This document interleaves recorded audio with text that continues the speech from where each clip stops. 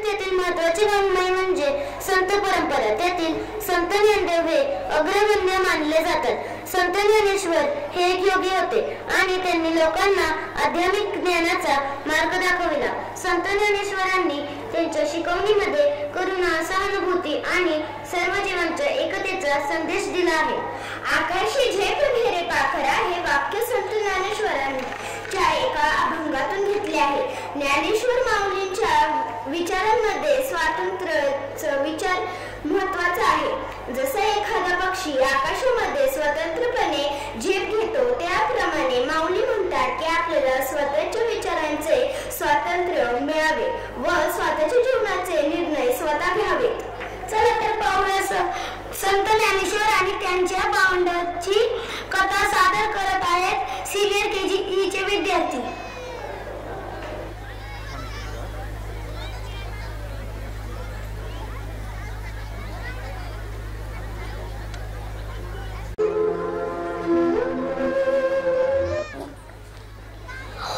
ओम भिक्षाम देहि.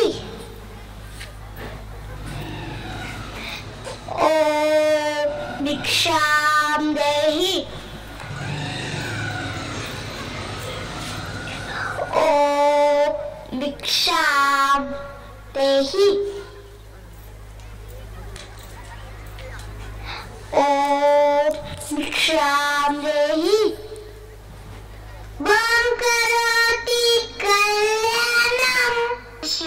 काय दोघच कसे ज्ञानगादा कुडाय भूक नसायला काय झाला असन बरं. थांब मीच बोलून आणते तिला. अगं बाई हा झोळीत तर माती आणि शेणाच्या गोळ्या आहेत.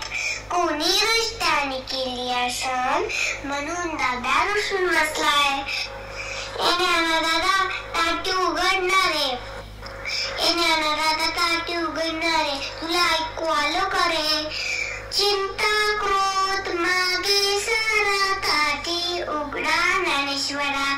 योगी पावन मनाचा साहे अप्रात जनांचा ताटी उघडा ज्ञानेश्वरा. दादा कोणी वाईट वागले तर क्षमा करावी असं तूच म्हणतो ना आणि यात स्वतःच लागून बसलायस. माती घालणाऱ्याची बुद्धी भ्रष्ट झाली असणार म्हणून तू का कष्ट होतोस.